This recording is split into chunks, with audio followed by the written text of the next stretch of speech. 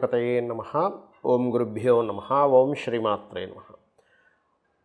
అరుణాం కరుణాతరంగితాక్షీం ధృతపాశాంకుశపుష్పబాణచాపాం అనిమాదిభిరావృతాం మయూకైః అహమిత్యేవ విభావయే భవానీం. శ్రీమాత్రే నమః. ప్రేక్షకులకి ఆ లలితాంబిక అమ్మవారి యొక్క అనుగ్రహం పరిపూర్ణంగా కలగాలని మనస్ఫూర్తిగా కోరుకుంటూ మనం ఈరోజు ఈ యొక్క మాసంలో అంటే ఈ యొక్క సెప్టెంబర్ మాసంలో 17వ తేదీ నుంచి రవి కన్యారాశిలోకి, అలాగే బుధుడు 14వ తేదీ నుంచి అక్కడికి మారి రవి బుధుల యొక్క కలయిక 17వ తేదీ నుంచి ఒక నెల రోజుల పాటు, అంటే దాదాపుగా ఒక 25 రోజుల పాటు అయితే ఖచ్చితంగా ఉంటుంది అక్కడ కలయిక. ఈ కలయిక మూలంగా ఎటువంటి ఫలితాలు వస్తాయి? 3వ తేదీకి సంథింగ్ బుధుడు మారిపోతున్నాడు. నెక్స్ట్ మంత్ 17వ వరకు కూడా 16వ తేదీ వరకు కూడా రవి అక్కడే ఉంటాడు కన్యారాశిలో. వీటి మూలంగా కలిగేటువంటి ఫలితములు ఏమిటి? ఈ బుధాదిత్య యోగం గోచారంలో కలిగినప్పుడు గోచార బలం ఏ ఏ లగ్నాల వారికి ఏ రకంగా కలుగుతుంది? మరియు చాలామంది అనుకుంటుంటారు, ఏమంటే మాకు ఫలానా యోగం ఉంది, గజకేసరి యోగం ఉంది, బుధాదిత్య యోగం ఉంది, లేనట్లయితే హంస యోగం ఉంది, పంచమహాపురుష యోగాలు, అద్భుతమైన యోగాలు ఉన్నాయన్నారు. అసలు ఇవి ఎందుకు, ఎప్పుడు పనిచేస్తాయి? ఇవి ఉన్నా కూడా ఫ్రూట్ఫుల్ అవ్వకపోవడానికి కారణం ఏంటి? ఫ్రూట్ఫుల్ అవ్వాలంటే ఏం చేసుకోవాలనేటువంటి అంశాలు కూడా నేను చెప్తాను. వీడియో పూర్తిగా వినండి. అయితే ఈ విషయాలు చెప్తుంది నేనైనప్పటికీ కూడా చెప్పిస్తుంది సాక్షాత్ లలిత అమ్మవారిగా భావిస్తూ ఒక్కొక్క లగ్నం గురించి, లగ్నం తెలియని వారి రాశి నుంచి తెలుసుకుందాం. సింహం వారికి కనుక చూసుకున్నట్లయితే ధనస్థానంలో బుధాదిత్య యోగము, లగ్నంలో కేతువు, 3లో కుజుడు. ధనస్థానంలో బుధాదిత్య యోగం నిజంగా ధనయోగాన్ని ఇవ్వాలి, అక్కడ ఇచ్చి తీరుతుంది కూడా. మరి ధనయోగాన్ని ఇచ్చేటువంటి కాంబినేషన్లో బుధాదిత్య యోగం ఉన్నప్పుడు మీకు ధనం ఇచ్చి తీరుతుంది, అందులో ఎటువంటి సందేహం లేదు. కానీ ఇక్కడ మనం ఏం క్లియర్ చేసుకుంటే ఆ ధనం వస్తుంది అనేది తెలుసుకోగలగాలి. బికాజ్ ఆఫ్ ఇక్కడ మీకు లగ్నాధిపతి, రాస్యాధిపతి అయినటువంటి రవి వెళ్ళి ధనస్థానంలో ఉంటూ ధన లాభాధిపతి అయినటువంటి బుధుడు కూడా అక్కడ ఉంటూ అక్కడ బుధాదిత్య యోగాన్ని కలిగి ఉన్నాడు. అలా ఉన్నప్పుడు మీకు లగ్నంలో కేతు సంచారం జరుగుతున్నందుకు కొంచెం ఆధ్యాత్మికం వైపు, ఈ దేవతా సంబంధించిన వైపు మీ యొక్క ఆలోచన వెళ్తూ ఉంటుందండి, అందులో ఎటువంటి సందేహం లేదు. కాకపోతే ఇక్కడ మీకు అర్థం చేసుకోవాల్సిన అంశం ఏమిటి అని చెప్పి చూసుకున్నట్లయితే, ఈ బుధాదిత్య యోగం 2లో ఉంటూ 3లో ఎప్పుడైతే కుజుడితో కలిసి ఉన్నదో ఇది కొద్దిగా మీకు ఈ కాంబినేషన్ ఏదైతే ఉందో ఏం చేస్తుంది అంటే ఈ ధైర్యాన్ని, సాహసాన్ని కూడా ఇస్తుంది. ధైర్యం చేసి ఏదైనా చేయాలి, ఇలా కాదు డేర్ స్టెప్ ఏదైనా వేయాలని. అయితే ఇక్కడ మాత్రం కొంచెం ఇది భూతత్వ రాశుల్లో ఉంది కాబట్టి భూమి మూలంగా, గవర్నమెంట్ కాంట్రాక్ట్స్ మూలంగా ఇస్తూ, సంతానం కోసం ఎవరైతే తపన పడుతున్నారో, ఉద్యోగం కోసం ఎవరైతే తపన పడుతున్నారో, అందులో ముఖ్యంగా క్రియేటివ్ ఫీల్డ్స్లో ఉండేటువంటి వారికి, అంటే యానిమేషన్ కానివ్వండి, లేకపోతే ఏదైనా సినిమా ఫీల్డ్కి సంబంధించింది కానివ్వండి, ఫ్యాషన్ రిలేటెడ్ సంబంధించినవి కానివ్వండి, ఏదైనా క్రియేటివ్ సంబంధం ఉన్నటువంటిది, ఆరోగ్యానికి సంబంధించినటువంటిది. బుధుడు రవి అంటే ఆరోగ్యానికి కారకుడు, ధనస్థానంలో ఉన్నాడు కాబట్టి ఆరోగ్యానికి సంబంధించినవి, అది యోగా కానివ్వండి, జిమ్ కానివ్వండి, జిమ్ కూడా ఆరోగ్యాన్ని ఇచ్చేది. ఇలా ఏవేవైతే ఉంటాయో అటువంటివన్నిటికీ కూడా మీకు అది కనెక్ట్ అయి ఉంటుంది. కాకపోతే ఇక్కడ మీరు అర్థం చేసుకోవాల్సింది, కుజకేతువులు ఖచ్చితంగా రెమెడీ చేసుకుంటున్నారు. అప్పుడు కానీ ఆ పాపకర్తరీ దోషం నుంచి ముందుకు కదిలి మీకు ఆ యొక్క పూర్తి శుభప్రభావం మీ మీద మీకు కలగదు. ఎందుకంటే సింపుల్ లాజిక్, ఒక ట్రాఫిక్ జామ్లో అటు ఇటు కారు ఉంటే మధ్యలో కారు ఎలా కదలదో ఇది కూడా అంతే పాపకర్తరిలో ఉన్నప్పుడు. కాబట్టి యోగం ఉంది కానీ స్ట్రక్ అయ్యి ఉంది కాబట్టి అది సెట్ చేసుకోండి.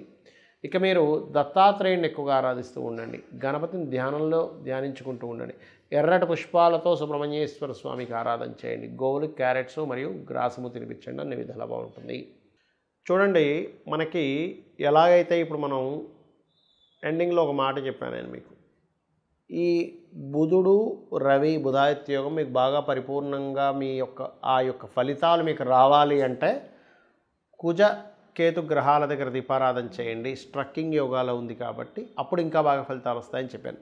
అలాగే ప్రతి ఒక్కరికి కూడా వాళ్ళ యొక్క జన్మజాతకంలో ఏ జ్యోతిష్కుడి దగ్గరికి వెళ్ళినా, అబ్బా మీకు ఫలానా యోగం ఉంది, బుధాదిత్య యోగం ఉంది, గజకేసరి యోగం ఉందండి, పంచమహాపురుష యోగాల్లో ఉన్నాయి, 4 గ్రహాలు ఉచ్చస్థానంలో ఉన్నాయి, 3 గ్రహాలు అద్భుతంగా నీచంలో ఉంటే ఇంకా మంచి పట్టుదల ఎక్కువ ఉంటుంది, ఇవన్నీ చెప్తూ ఉంటారు. మనం కూడా చాలా ఆనందపడిపోతుంటాం. కానీ కాలం గడుస్తున్న కొద్దీ మనకేమీ ఆ ఫలితాలు కనబడవు. దీనికి కారణం ఏమిటి అంటే జ్యోతిష్ శాస్త్రంలో చెప్పిన అంశాలు నేను మీకు చెప్తున్నా, ఇప్పుడు షేర్ చేసుకుంటున్నాను. ఒకటి, పాయింట్ నెంబర్ 1, మీకు ఏదైతే యోగం ఉందో ఆ యోగానికి సంబంధించిన విషయంలో మీరు ప్రయత్నం చేయట్లేదు. అంటే ఎలాగా? గురుకర్మ యోగం ఉందనుకోండి మీ జన్మజాతకంలో, అంటే టీచింగ్ రిలేటెడ్ దాంట్లో ప్రయత్నం చేయకుండా హోటల్ పెట్టుకోవడము, లేకపోతే ఇంకోటి ఏదో చేయడమో చేస్తుంటారు. కొంతమందికి లా యోగం ఉంటుంది, అంటే లాయర్ల పరంగా కొంతమంది చూడండి, జెట్మలాని ఇలాంటి వాళ్ళందరూ కూడా కొన్ని లక్షల కోట్లు తీసుకుని ఉంటారు లా ఫీల్డ్లో. అంటే ఆయనకి దాంట్లో ఉంది, ఆయన హోటల్ పెట్టుంటే నష్టపోయేవాడు. అలా ఏంటంటే మీకు అసలు ఆ యోగం ఏ ప్రొఫెషన్గా ధనయోగం ఇస్తుంది, లేకపోతే ఎందులోకి వెళ్తే మీకు గుర్తింపునిస్తుంది. ఇక్కడ ఏమిటంటే ఒకటి మనకి ధనము, గుర్తింపు, మోక్షము, ధర్మార్థ కామ్య మోక్షాల్లో ఏమిస్తుంది అసలు మీకు? అది అర్థమిస్తుందా? ధర్మంగా బ్రతుకుతున్నాడని ఒక పేరు ఇస్తుందా? కామ్యం మీ కోరిక నెరవేరేలా చేస్తుందా? మోక్షాన్ని ఇస్తుందా? మోక్షం ఇవ్వడం కూడా చాలా గొప్పది అన్నిటికంటే కూడా. కాబట్టి ఇక్కడ మనం ఏంటంటే ఒక యోగం ఉంది, ఉన్నప్పుడు అది ఎలా ఉందో తెలుసుకోగలగాలి. అది అసలు మన జీవితంలో వస్తుందా లేదా? బుధాదిత్య యోగం ఉందండి, కానీ ఆయనకి మహాదశ, బుధ మహద్దశ కానీ రవి మహద్దశ కానీ 90 ఏళ్ళ దాకా లేదనుకోండి, అప్పుడు పరిస్థితి ఏమిటి? ఏమైనా అంతర్దశలు వస్తాయి కదా. అసలు మహాదశ కనుక మీకు చిన్నప్పుడు అయిపోయినా ఎప్పుడో 80-90 ఏళ్ళకి వచ్చినా అది మీకు వేస్ట్. ఎందుకంటున్నానంటే ఆ మహాదశ రానిదే మీకు దాని ఫలితం రాదు. పాయింట్ నెంబర్ 1 గుర్తుపెట్టుకోండి. రెండవది, ఆ మహాదశ ఉంది, దానికి సంబంధించిన పని చేస్తున్నారా లేదా నేను మొదట్లో చెప్పినట్టుగా అది ముఖ్యంగా గుర్తుపెట్టుకోవాలి. అంటే ఏమిటి? బుధాదిత్య యోగం ఉందండి, కానీ నేను గవర్నమెంట్ జాబ్ ట్రై చేయట్లేదు. ఎందుకు వస్తుంది మీకు గవర్నమెంట్ జాబ్? అది కర్మకారకుడు సంబంధం కలిగి ఉండి ధనయోగాన్ని ఇచ్చే దాంట్లో బుధాదిత్య యోగం ఉంటే అప్పుడు మీకు గవర్నమెంట్ జాబ్ వస్తుంది. ఆ గవర్నమెంట్ జాబ్ కూడా ఆ బుధాదిత్య యోగం ఎక్కడెక్కడ ఉండాలి? ఎవరికైనా ఉంటే మేషంలో కానీ, మిథునంలో కానీ, సింహంలో కానీ, కన్యలో కానీ ఉండాలి. ఈ 4 ప్లేసుల్లోనే బుధాదిత్య యోగం బ్రహ్మాండంగా పనిచేస్తుంది. వేరే దగ్గర చాలా స్వల్పంగా పనిచేస్తుంది, పెద్దగా పనిచేయదు అక్కడ. ఇది గుర్తుపెట్టుకోవాలి. అలాగే మరొక విషయం ఏంటంటే ఇక్కడ ఆ యొక్క యోగము పాపకర్తెరలో ఉందా, శుభకర్తెరలో ఉందా? ఇప్పుడు చూడండి, మనకి గోచారంలో ఇప్పుడు మనం చెప్పుకున్నాం ఏమండి, రవి బుధులు చక్కగా కన్యారాశిలో ఉన్నారు, కానీ అటు ఇటు కుజుడు కేతు ఉన్నాడు అన్నాం. అంటే ఏమిటి? మనకు అక్కడ ఉన్నట్టే ఉంటుంది, కానీ తాళం వేసినట్టుగా ఉంటుంది. బాగా నాణాలు, ధనము, గోల్డ్ అన్నీ ఉన్నాయండి, కానీ పెద్ద తాళం వేసింది, అది ఎరగొట్టడం సాధ్యం కావట్లేదండి. అలా ఉంటుంది పరిస్థితి. అంటే మా తాతగారు ఆస్తుందండి, కానీ ఆ తాతగారు ఆస్తి కబ్జాలో ఉందండి, అది అమ్ముకోవడానికి లేదండి, ఆడెవడు కొనట్లేదండి, అలా ఉంటుంది పరిస్థితి. కాబట్టి అలాంటి సిచ్యువేషన్స్లో మీకు ఆ యొక్క విషయంలో మంచి ఫలితాలు రావాలి అంటే మీరు చేయవలసింది ఏమిటి అంటే క్లియర్గా ఆ బుధాదిత్య యోగ సంబంధించినటువంటి విషయాన్ని, బుధాదిత్య యోగం కానివ్వండి, ఏ యోగమైనా, ఒక యోగం ఉందంటే అటు ఇటు ఏ గ్రహాలు కలిసి ఉన్నాయి, లేకపోతే దాంతో ఏదైనా పాపగ్రహం కలిసిందో చూసుకొని ఆ గ్రహానికి సంబంధించిన దానం ఇవ్వడం, ఆ గ్రహానికి దీపారాధన చేయడం చేయాలి. ఇప్పుడు రెండు గ్రహాలు ఉంటాయి, ఒక్కొక్కసారి రవి శని ఉంటాడు మధ్యలో, అది పాపకర్తెర యోగం. అలాగే కుజుడు కేతువు, కుజుడు రవి, కుజుడు శని, లేకపోతే కుజుడు రాహువు, ఇలా 2 గ్రహాలు అటు ఇటు ఉంటాయి. అప్పుడు ఏమవుతుంది? అది స్ట్రక్ అయిపోయింది. ఒక ట్రాఫిక్లో మనం వెళ్ళేటప్పుడు ఎంత మంచి కారు, అందులో ఫ్యూల్ ఉంది, మనం నడిపే స్తోమత ఉంది, లేదా మంచి డ్రైవర్ ఉన్నాడు, కానీ ముందు కొన్ని కార్లు స్ట్రక్ అయిపోయి, వెనక్కి కొన్ని కార్లు స్ట్రక్ అయిపోయి ఇరుక్కుపోతే మనం అవి కదిలే వరకు కదలలేము, ఆ కారు దిగలేము, అక్కడ ఇంకొక ఆప్షన్ లేదు అక్కడ మనకి. అలాగే బ్లాక్డ్ అంటారు దాన్ని, అంటే యోగం ఉంది బ్లాక్డ్, భాగ్యచక్ర అని కూడా అంటారు. అంటే మీకు యోగం ఉంది కానీ బ్లాక్ అయిపోయింది. ఆ బ్లాక్డ్, ఆ భాగ్యం ఆ గ్రహాల యొక్క కలయిక వల్ల ఇచ్చేటువంటిది.